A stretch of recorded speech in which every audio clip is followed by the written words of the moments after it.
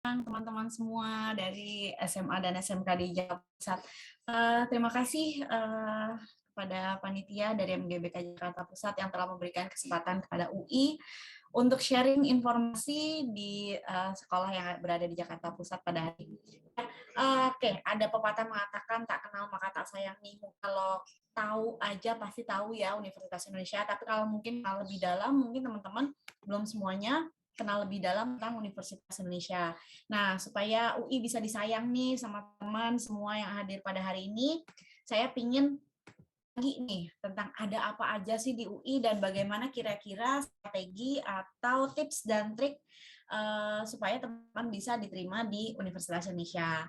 Nah, di UI kita punya banyak sekali pilihan jalur masuk ya, sesuai dengan program pendidikan apa yang teman-teman pilih. Jadi bukan hanya SNMPTN dan SBM saja, tapi kita juga punya banyak jalur masuk lainnya yang bisa teman-teman pilih sesuai dengan program pendidikan apa yang kalian minati, gitu ya. Jadi insya Allah nih teman-teman bisa memfasilitasi kebutuhan kalian dari pendidikan tinggi kalian nantinya. Kayak contohnya nih misalkan di sini ada yang ingin atau berminat untuk melanjutkan pendidikannya ke UI. Nah, kita punya yang namanya S1 kelas internasional ya. Untuk kelas internasional ini merupakan program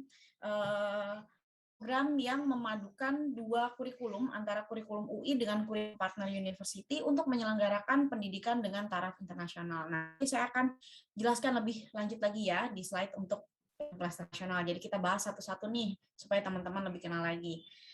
Yang pertama S1 reguler dengan S1 paralel terlebih dahulu ya. Jadi S1 reguler dengan S1 paralel itu sama aja sebenarnya ya.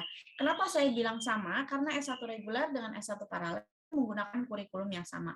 Dosennya sama, ruang kelasnya sama. Bahkan sampai nanti ketika kalian lulus pun kalian akan mendapatkan gelar ijazah yang sama. Nah, yang membedakan itu cuma ada 3. Jalur masuk, pendidikan dengan batasan usia. Jalur masuk S1 reguler itu ada SNMPTN, SBMPTN dengan SIMAK UI. Sedangkan untuk S1 jalur masuknya melalui PPKB dengan SIMAK UI. Yang kedua, untuk biaya pendidikan S1 reguler ada yang S1 reguler itu biaya pendidikannya itu fleksibel. Ada yang namanya BOPB ya, biaya operasional pendidikan berkeadilan. Biaya pendidikan di S1 reguler ini memungkinkan teman-teman menyesuaikan biaya pendidikan sesuai dengan kemampuan di orang tua atau penanggung biaya kalian.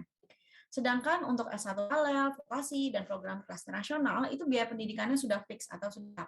Jadi dari semester 1 sampai dengan semester 8 akan membayar biaya pendidikan yang sama ya. Jadi kalian sudah bisa memperkirakan berapa kira-kira biaya pendidikan yang harus teman-teman bayar nanti kalau kalian berkuliah di UI. Nah, yang ketiga, untuk batasan usia, S1 reguler itu batasan usia pendaftarnya maksimalnya 3 tahun setelah tahun kelulusan. Jadi nanti kalau teman-teman yang sudah kelas 12 nih, insya Allah tahun 2022 nanti lulus ya dari SMA. Nah, kalian bisa mendaftar S1 reguler itu 2022, 2023, 2024 ya. Sedangkan untuk teman-teman mungkin ya yang masih ingin mencoba kuliah di UI lewat dari 3 tahun setelah kelulusan dari sekolah lanjutan atas, kalian bisa mengambil selain S1 reguler ya, seperti misalkan S1 paralel yang tidak memiliki batasan usia pendaftar. Nah, lanjutnya ini program studi atau mungkin teman-teman lebih familiar dengan istilah jurusan ya. Prodi yang kita buka di jenjang sarjana reguler dengan sarjana paralel. Jadi kita punya banyak sekali pilihan prodi yang bisa teman-teman pilih nantinya ya. Oke.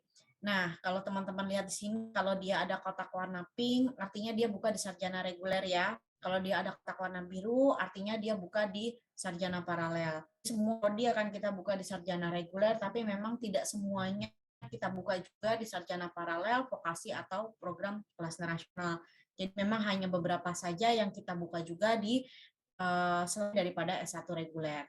Nah, kalau misalkan teman-teman mendapati prodi yang kalian inginkan itu beberapa program pendidikan sekaligus, kayak contohnya nih yang teman-teman lihat di layar pada saat ini, farmasi dia ada kotak warna pink, ada kotak birunya. Artinya farmasi itu buka di sarjana reguler dengan di sarjana paralel sekaligus. Nah, kesempatan ini bisa teman-teman manfaatkan ya untuk memperbesar kesempatan kalian untuk bisa diterima di UI. Ya, kenapa? Karena setiap program pendidikan, setiap program studi, setiap jalur itu sudah memiliki daya tampung atau sendiri-sendiri. Jadi tidak memperebutkan daya tampung yang sama. Seandainya teman-teman nanti memilih S1 reguler farmasi dengan S1 farmasi, artinya teman-teman memiliki dua kesempatan yang berbeda. Ya, kesempatannya akan menjadi lebih besar dibandingkan teman-teman hanya konsentrasi di S1 reguler farmasi saja. Nah, selanjutnya ini adalah prodi yang kita buka di jenjang vokasi. Di jenjang vokasi ini kita punya dua program yang bisa teman-teman pilih. Ada program diploma 3 dan ada program diploma 4. Bagi teman-teman yang mengambil di program diploma 3 juga punya jenjang lanjutannya ya, yang namanya S1 ekstensi. Jadi teman-teman yang mengambil program diploma 3, kalian bisa melanjutkan ke yang sarjana juga di UI, karena kita membuka beberapa program studi di jenjang S1 ekstensi. Jadi kalian bisa mendapatkan sarjana juga ya. Tapi kalau untuk program diploma 4 ini memang sudah setara dengan jenjang sarjana, karena setelah lulus kalian sudah mendapatkan gelar CR ya, sarjana terapan ya, jadi tidak perlu melanjutkan lagi ke jenjang sarjana. Nah, lanjutnya ya, ini yang kita buka di program kelas internasional. Nah, kelas internasional ini tadi saya sampaikan ya, kelas internasional di UI itu bukan hanya sekedar kelas berbahasa Inggris, tetapi untuk program kelas internasional kita juga international exposure di dalam pembelajarannya. Bagi teman-teman yang berkuliah di program kelas internasional UI, kalian memiliki kesempatan untuk merasakan kuliah di partner university yang ada di luar negeri. Ya, untuk program degree kalian akan belajar selama 8 semester. Dan satu semesternya akan kalian ambil di partner uni kita yang di luar negeri. Setelah lulus, teman-teman akan mendapatkan satu gelar, yaitu gelar dari UI saja. Sedangkan untuk program double degree, teman-teman akan belajar 2 tahun di UI dan 2 tahun di partner university kita yang ada di luar negeri. Nanti setelah kalian akan mendapatkan 2 gelar sekaligus ya, 1 gelar dari UI dan 1 gelar dari partner uni yang ada di luar negeri. Contohnya nih, teman-teman ambil di Fakultas Teknik, kalian akan mendapatkan gelar sarjana teknik dari UI dan gelar Bachelor of Engineering dari partner uni kita yang ada di luar negeri. Itu ya. Oke, lanjutnya ini partner uni kita untuk program kelas internasional. Jadi ini adalah partner uni kita untuk program kelas internasional. Jadi nanti kalau teman-teman ambil program kelas internasional, nanti teman-teman boleh memilih nih salah satu dari banyak partner uni yang kita sediakan. Jadi terserah teman-teman bisa melanjutkan kemana saja sesuai dengan universitas yang inginkan ya. Nah, untuk teman-teman yang berminat untuk mengambil program kelas internasional, kalian silahkan persiapkan sebaik mungkin skor TOEFL ataupun IELTS untuk mendaftar. Karena nanti ketika pendaftaran dibuka, kalian akan diminta untuk submit skor TOEFL ataupun IELTS ya. TOEFL-nya itu minimalnya 500 atau IELTS-nya minimalnya 5,5. Sedangkan Fakultas Kedokteran dan Kedokteran Gigi, TOEFL-nya itu minimalnya 550 atau IELTS-nya minimalnya 6 ya. Teman-teman boleh ambil di mana aja ya, terserah kalian ya. Selama TOEFL-nya itu bersertifikasi ETS ya, ETS atau IELTS-nya bersertifikasi Cambridge. Jadi boleh pilih salah satu. Ya, jangan sampai menunggu pendaftarannya dibuka dulu nih baru teman-teman sih cari tempat tes TOEFL ataupun IELTS. Karena nanti hasilnya atau skornya tidak keluar sebelum pendaftarannya ditutup ya. Karena skor TOEFL ataupun IELTS ini sifatnya tidak bisa disusulkan ya teman-teman ya. Jadi teman-teman ketika mendaftar sudah langsung harus mensubmit skor TOEFL ataupun IELTS dibutuhkan. Itu ya. Nah, ini tanggal-tanggal pelaksanaan tahun 2021 kemarin. Nanti saya minta tolong ya untuk teman-teman ya, untuk update informasi terbaru tahun 2022, silakan teman-teman mendapatkan di kanal-kanal resmi media sosial UI ya. Nanti di akhir presentasi saya juga akan saya ya kanal-kanalnya, jadi nanti bisa teman-teman langsung follow ya untuk mendapatkan informasi maupun tanggal-tanggal penerimaan terbaru ya. Di UI kita punya banyak sekali pilihan jalur masuk sesuai dengan program pendidikan apa yang teman-teman pilih ya. Ada jalur undangan dan ada jalur ujian tulis ya. Jalur undangan itu adalah seleksi nilai rapot dan prestasi dari semester 1 sampai dengan semester 5 selama teman-teman bersekolah di SMA. Itu ya. Nah, nanti teman-teman bisa mengambil jalur undangan ataupun jalur ujian tulis sesuai dengan program pendidikan apa yang teman-teman pilih. Contohnya nih, misalkan kalian berminat ambil fakultas kedokteran. Nah, maunya ambilnya yang apa? Apakah yang S1 reguler atau yang kelas nasional? Nah, kalau untuk yang S1 reguler itu berarti jalur masuknya ada SNMPTN, SBMPTN dengan SIMAK UI. Jadi nanti jangan tanya lagi, Kak, saya mau ambil kok saya mau ambil kedokteran, tapi kok nggak ada pilihannya di PPKB ya? Nah, tentu aja teman-teman ya. Kenapa? Karena untuk kedokteran dia membuka di S1 paralel ataupun vokasi. Jadi bukannya cuma di S1 reguler dengan di S1 kelas nasional. Jadi pilihannya ya hanya jalur yang untuk program reguler dan kelas internasional. Jadi sesuaikan dulu nih. Nah, tentukan dulu nih goals-nya apa. Cita-cita kalian pengen jadi apa sih nanti kalau teman-teman sudah lulus dari sekolah lanjutan atas gitu ya. Pengennya jadi apa. Nah, dari situ teman-teman baru bisa menentukan harus masuknya dari jurusan yang mana, ya, kuliahnya di mana, jurusan yang mana, kemudian masukkan melalui jalur masuk yang mana, gitu ya. Jadi cita-cita itu adalah goals-nya, sedang perguruan tinggi dan jalur masuk atau program studi itu adalah kendaraannya. Kalau teman-teman memiliki banyak kendaraan, ya contohnya misalkan saya mau ke Bandung. Nah, ke Bandung itu kan banyak jalannya ya teman-teman ya, lewat Cipularang, atau saya bisa memutar lewat Puncak, atau saya bisa lewat Subang. Nah, sama juga dengan pendidikan tinggi nih. Teman-teman sudah tahu goals-nya, cita-citanya, ya mau jadi apa, teman-teman kemudian bisa menentukan kendaraan mana yang kira-kira paling sesuai untuk saya gunakan gitu. Kira-kira jalur mana yang paling mudah untuk saya gunakan ya. Kalian bisa menyusun strategi sebaik-baiknya. Nah, bagi teman-teman ya yang ingin mengikuti jalur yang diselenggarakan oleh LTMPT yaitu SNMPTN dan UTBK SNMPTN ya, maka langkah pertama yang harus kalian lakukan adalah dengan mendaftarkan diri di akun LTMPT. Jadi kalian harus membuat akun LTMPT terlebih dahulu di portal.ltmpt.ac.id pada saat masa pendaftarannya dibuka ya. Sistem yang digunakan itu sudah satu pintu atau single sign-on ya, satu NISN hanya bisa mendaftar satu kali saja. Jadi nanti ketika sudah mendaftar, tolong disimpan baik ya kredensialnya, email maupun passwordnya jangan sampai hilang, karena kalau sampai hilang resikonya nanti teman-teman tidak bisa mendaftarkan diri. Itu ya, jadi tolong diperhatikan baik-baik. Kalau mau dititip ke orang tua ya monggo ya, jangan sampai hilang ataupun terlupa. Nanti tiba-tiba nanya nih sama guru, Bu, password saya apa ya? Saya nggak bisa login. Nah, yang mana tahu ya, karena kan kamu nggak ini ya, nggak menginformasikan mungkin ke Bapak atau Ibu guru, gitu ya. Jadi tolong simpan baik-baik. Nah, pendaftaran SNMPTN dengan UTBK SBMPTN itu sudah terintegrasi. Jadi, teman-teman yang diterima di SNMPTN, maka kalian tidak bisa mendaftar SBMPTN lagi. Nggak apa-apa lah Kak, nggak bisa daftar SBMPTN, kan masih ada jalur mandiri. Nah, tidak semudah itu Ferguso ya. Kenapa?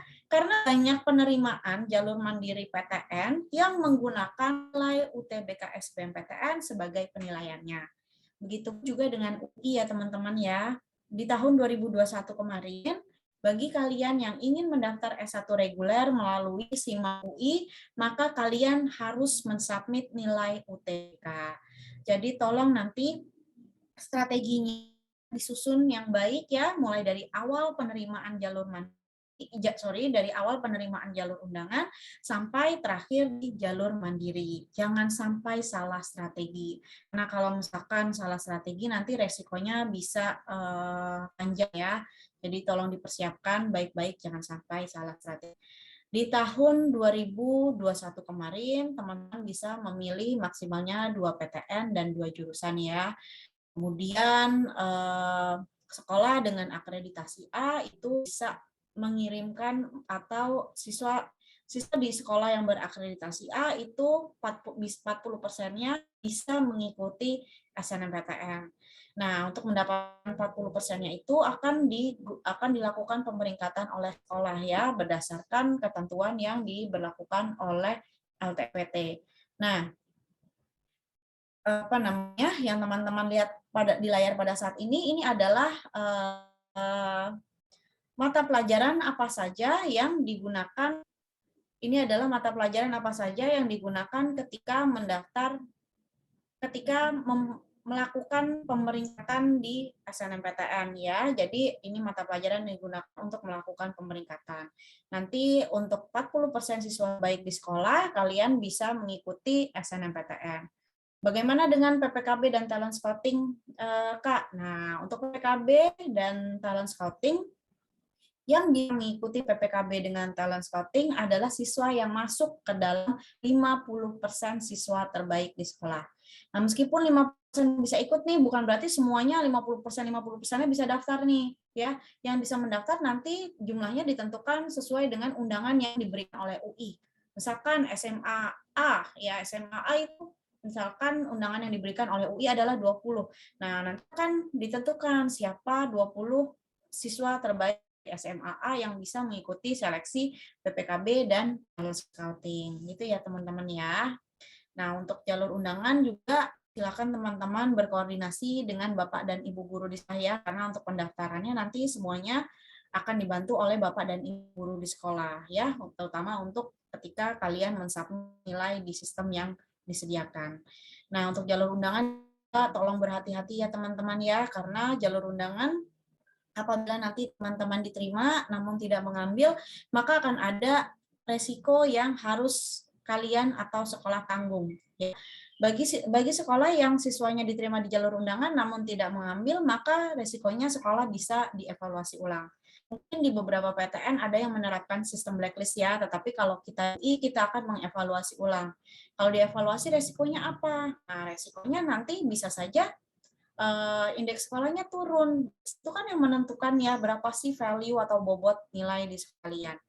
Nilai 8 di sekolah A itu nanti belum tentu nilai 8 di sekolah B gitu ya. Jadi bisa saja atau bobotnya itu berbeda-beda karena semua ditentukan berdasarkan indeks ya. Jadi tolong untuk jalur undangan berhati-hati. Boleh nggak sih Kak ikut SNMPTN dengan PPKB dan talent scouting sekaligus? Jawabannya boleh. Tapi ya pertama kalian harus perhatikan tanggal atau timeline pelaksanaan ya, jangan sampai nanti tertinggal atau terlewat. Yang kedua, perhatikan ketentuan yang diberlakukan sekolah. Tadi karena saya sudah sampaikan ya, apabila nanti diterima namun tidak diambil, maka akan ada resiko yang bisa ditanggung oleh sekolah. Kalian pun juga bisa mendapatkan resikonya ya. Resikonya tadi kalau sudah diterima SNMPTN nggak bisa ikut UTBK SBMPTN lagi. Ya, nah jadi tolong perhatikan baik-baik untuk jalur undangan. Yang kedua, perhatikan ketentuan yang diberlakukan oleh sekolah ya. Biasanya ada sekolah yang memberlakukan apabila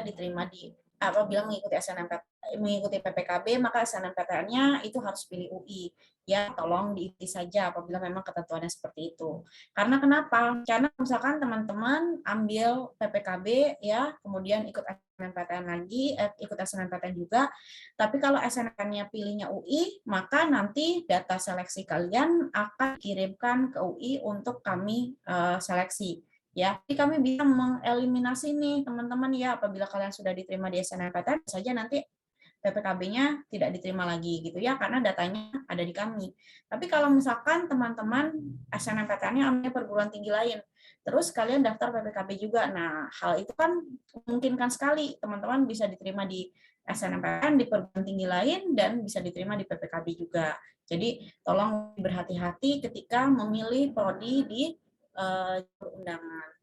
Untuk UTBK SBMPTN di tahun 2021 kemarin pelaksanaannya dilaksanakan dalam 2 gelombang ya. Pelaksanaannya dilaksanakan dalam 2 gelombang. Meskipun dilaksanakan dalam 2 gelombang, tetapi kalian hanya bisa ikuti 1 kali ujian saja. Jadi silakan manfaatkan sebaik-baiknya ya kesempatan yang kalian miliki ya untuk mendapatkan skor sebaik-baiknya supaya kesempatan bisa diterima di UI-nya juga semakin besar gitu ya. Kemudian ini materi ujiannya ada 2 ya, ada tes potensi skolastik dengan tes kemampuan tes potensi skolastik dengan tes kompetensi akademik. Untuk kelompok ujiannya ada 3, ada saintek, sosial dengan campuran. Nanti teman-teman bisa memilih kelompok ujiannya sesuai dengan rumpun ilmu dari prodi yang kalian pilih di PTN.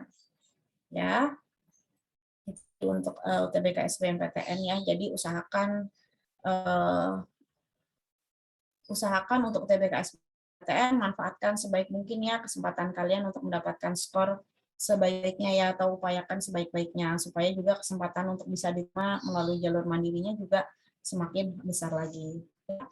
Nah, untuk SIMAK UI nih, SIMAK UI di tahun 2021 kemarin ya, dengan mengikuti 1 kali ujian, teman-teman bisa mendaftar 3 program pendidikan yang berbeda sekaligus. Kalian bisa ambil reguler, paralel, dan vokasi.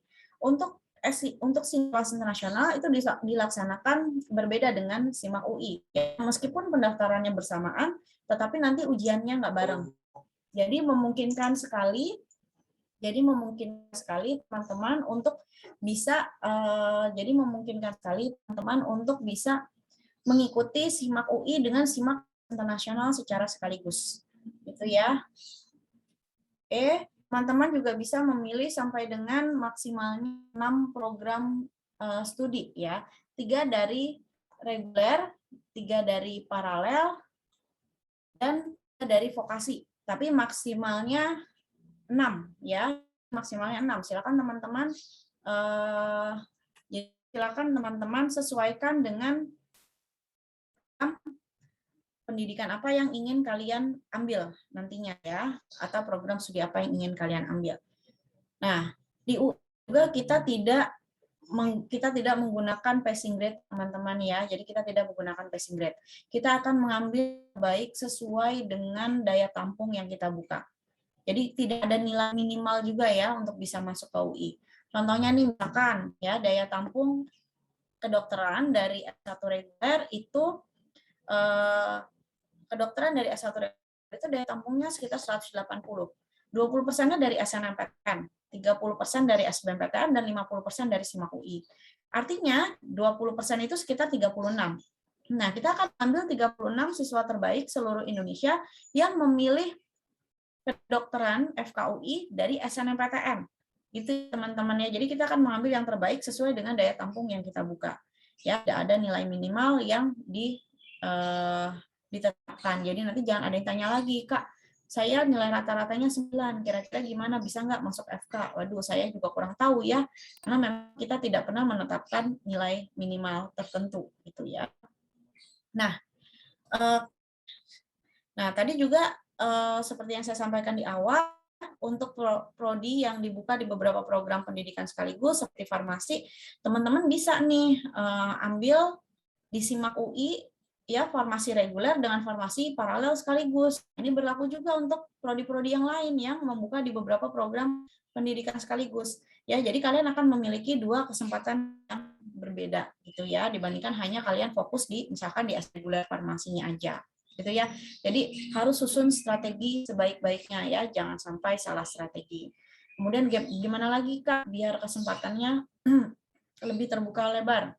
Jangan hanya fokus sama jurusan-jurusan mainstream aja ya teman-teman ya. Jangan semuanya pengen jadi dokter. Kalau semuanya pengen jadi dokter nanti jadi pasien siapa ya. Jadi coba cari prodi-prodi yang mungkin sebelumnya kalian nggak kepikiran sama sekali. Tapi ternyata prodi tersebut memiliki potensi yang luar biasa di masa yang akan datang.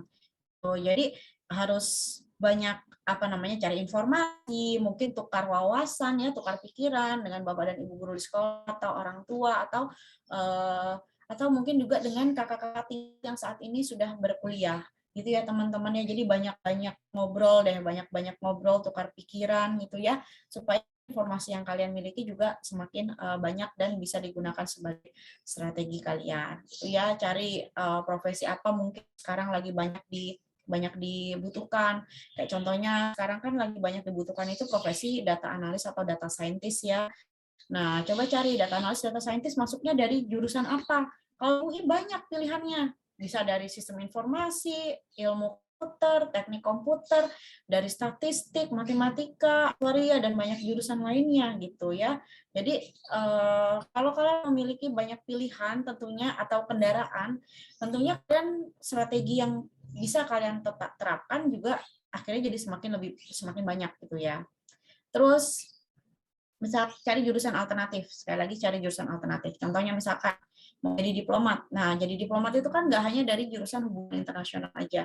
Bisa dari banyak jurusan-jurusan lainnya. Kayak misalkan bisa dari ilmu komunikasi, bisa dari ilmu hukum, bisa dari sastra ya. Di UI sastra banyak banget. Jadi teman-teman memiliki banyak strategi yang bisa kalian terapkan ya.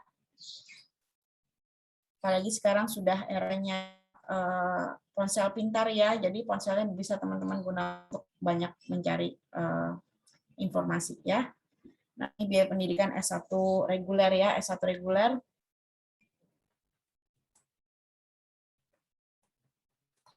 S1 reguler itu tadi saya sampaikan dia biaya pendidikannya fleksibel teman-teman ya, karena bisa disesuaikan sesuai dengan kemampuan orang tua kalian.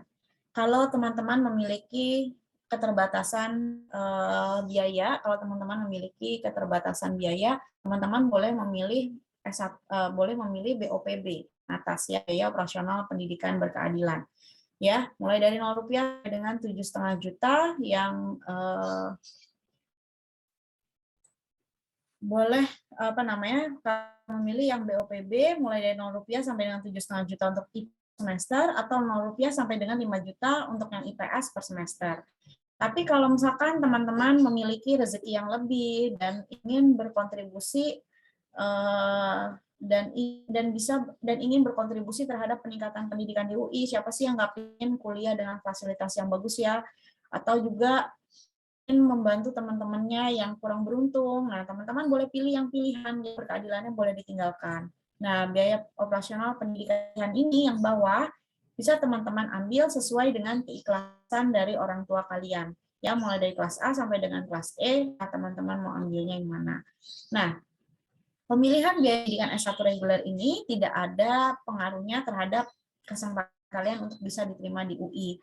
Karena kenapa? Karena biaya S1 reguler ini ditentukan setelah teman-teman dinyatakan di UI.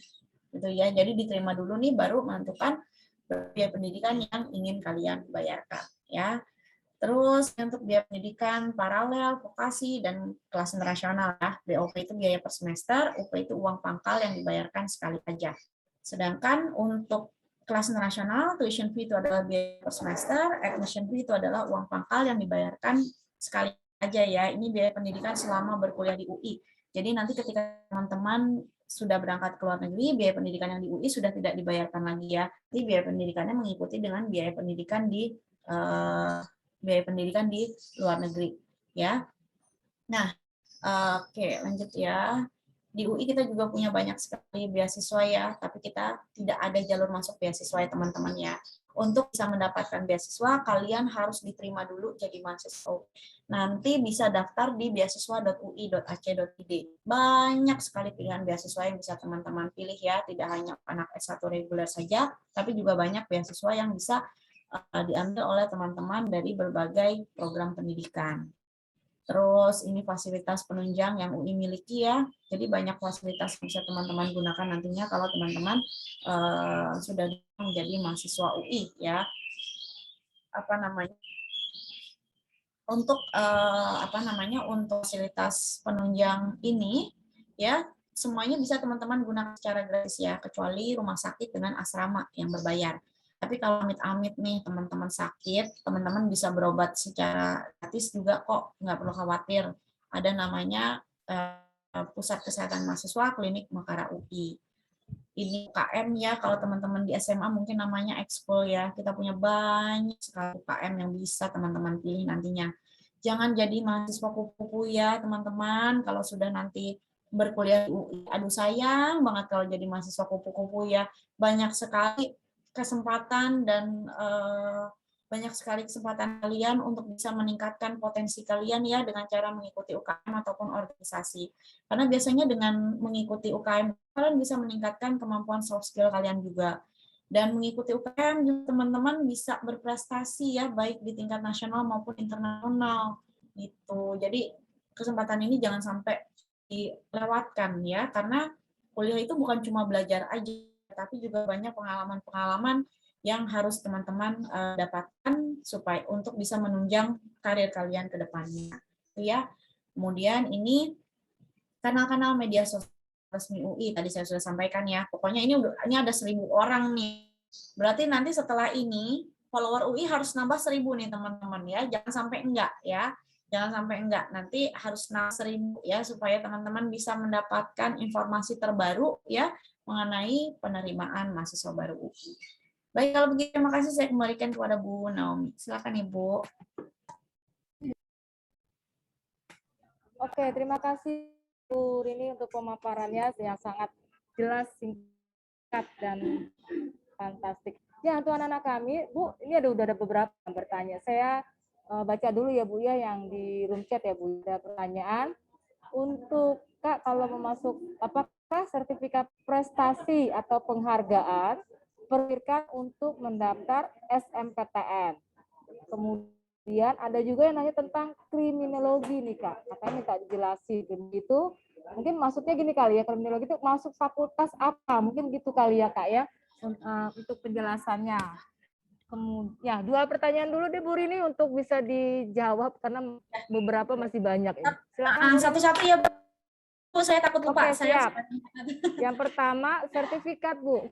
Sertifikat ya. Untuk sertifikat penghargaan. Biasanya kan kalau SMPTN kan mereka melampirkan ya Bu ya, mengupload, mendownload ya Bu ya. Nah, iya, itu betul banget. Jadi teman-teman ya, bagi kalian yang ingin mengikuti jalur undangan bukan hanya SNMPTN tetapi juga di jalur undangan yang lain, di jalur undangan lainnya seperti PPKB dan Transporting, kalian juga diperkenankan untuk mengunggah sertifikat atau prestasi kalian gitu, karena memang kan jalur undangan itu jalur nilai rapot dan prestasi gitu yang kalian dapatkan selama kalian bersekolah di SMA. Nah, kalau misalkan prestasinya banyak nih, alhamdulillah ya, nanti boleh dipilih aja yang terbaik gitu ya, sedapatnya gitu, sedapatnya yang terbaik yang bisa kalian submit gitu ya. Utamakan prestasinya yang bersifat akademik dan kompetisi gitu ya. Terus selain daripada itu juga mungkin tadi saya lupa menyampaikan ya, selain jalur yang tadi saya sampaikan, kita UI punya di tahun 2021 kemarin juga kita menyelenggarakan jalur masuk yang jalur masuk karpet merah bagi peserta atau pemenang OSN ya, atau sekarang mungkin namanya KSN yang Bu Naomi, kompetisi sains nasional ya. Nah, bagi teman-teman yang mengikuti KSN sampai dengan levelnya nasional dengan perolehan medali emas, teman-teman nanti bisa kami undang, jadi nggak perlu nilai rapot, nggak perlu tes lagi, jadi sudah ada jalur masuk khususnya nih untuk teman-teman yang ikut KSN. Tapi memang biasanya pilihan prodinya itu terbatas ya, terbatasnya sesuai dengan lomba yang teman-teman ikuti. Jadi kalau misalkan ikut KSN-nya fisika, ya berarti nanti akan kita undangnya di prodi fisika, seperti itu ya. Jadi kurang lebih seperti itu ya untuk prestasi. Nah, oke, ada lagi Kak. Tadi yang kedua gimana? Yang kriminologi Kak, jurusan kriminologi itu mungkin ditanya masuk fakultas apa gitu ya Kak. Karena juga tolong jelaskan tentang kriminologi Kak. Baik Bu Naomi, sorry Bu Naomi, saya tambahin dikit tadi mengenai sertifikat ya, karena kebetulan di mananya namanya di DM banyak yang tanya juga tentang sertifikat. Apakah sertifikatnya harus berhubungan sama jurusan yang dipilih atau bisa campuran? Jawabannya apa aja, boleh ya. Tapi kalau khusus yang KSN tadi memang harus linear ya, harus sama ya nanti jurusan yang kita undang dengan KSN yang diikuti gitu ya. Tapi kalau misalkan teman-teman ternyata menang KSN fisika tapi nggak minat ambil fisika, mungkin mau ambil jurusan yang lain, mungkin tertariknya di Fasilkom atau mungkin di teknik, nggak apa-apa dilampirkan aja nanti sertifikat KSN-nya itu ketika mengikuti jalur undangan lainnya. Terus untuk kriminologi itu masuk ke Fakultas Ilmu Sosial dan Ilmu Politik ya. Nah, kriminologi itu adalah ilmu yang mempelajari bagaimana kriminal atau kejahatan itu terjadi dilihat dari sisi sosialnya gitu ya. Nah, biasanya nanti kriminolog-kriminolog ini berperan dalam salah satunya aja dalam membantu dalam pembuatan kebijakan gitu. Jadi kan nanti ketahuan nih kenapa sih kok di suatu daerah banyak kejahatan terjadi gitu. Nah, nanti bisa diteliti oleh seorang ahli kriminolog gitu. Nah, nanti bisa membantu dalam pembuatan kebijakan ya terkait daerah tersebut. Kurang lebih seperti itu, Bu Naomi. Oke, ada yang tanya lagi, Kak. Boleh nggak kami mengikuti pendaftaran S1 paralel dan reguler secara bersamaan? Jawaban boleh sekali ya, dan dianjurkan. Tadi saya sudah bilang ya, untuk jalur undangan boleh ikut SNMPTN dengan PPKB atau talent scouting sekaligus ya. Tapi tolong perhatikan satu, timeline pelaksanaannya. Yang kedua, perhatikan ketentuan yang diberlakukan oleh sekolah. Tadi saya sudah sampaikan juga bahwa untuk jalur undangan itu apabila nanti kalian diterima namun tidak ambil, maka akan ada resiko yang harus ditanggung oleh kalian dan oleh sekolah. Untuk sekolah yang alumninya diterima di jalur undangan tapi tidak mengambil, nanti resikonya kalau di UI kita akan mengevaluasi sekolah kalian ya. Resikonya kalau dievaluasi nanti kesempatan adik-adik kelas kalian untuk bisa diterima melalui jalur undangan bisa saja berkurang karena memang akan mempengaruhi indeks dari sekolah kalian. Jadi tolong berhati-hati ya ketika memilih di jalur undangan. Kalau di jalur ujian tulis itu bebas ya, persaingan bebas ya. Teman-teman bisa mengikuti jalur ujian tulis melalui jalur yang mana saja. Gitu. Ya, Kak, ini ada terjadi kekhawatiran, Kak, untuk anak-anak SMK nih. Apakah untuk anak SMK untuk masuk ke UI itu ada syarat tertentu? Oke, sebenarnya gini, setiap prodi itu di UI memiliki persyaratannya sendiri-sendiri ya. Teman-teman bisa buka di simak.ui.ac.id. Di situ semuanya ada persyaratan per prodi ya. Kayak misalkan asal jurusan, asal jurusan di SMA ya. Kemudian apakah misalkan mohon maaf nih, apakah biasanya ada misalnya tidak boleh buta warna gitu kan. Nah, itu nanti tolong diperhatikan ya, tolong dipatuhi. Nah, untuk SMK pertanyaan yang sering banget saya dapatkan adalah apakah benar anak SMK tidak bisa mengikuti SNMPTN di UI atau tidak bisa mengambil prodi di tidak bisa memilih UI di SNMPTN gitu ya. Nah, mohon maaf sekali memang teman-teman ya untuk yang di SMK ya, kami memang untuk di SNMPTN belum bisa menerima teman-teman dari SMK, tapi sebenarnya nggak perlu khawatir. Kita punya jalur undangan yang lainnya yang bisa teman-teman dari SMK pilih, yaitu PPKB untuk program pendidikan vokasi. Nah, untuk pilihan prodinya memang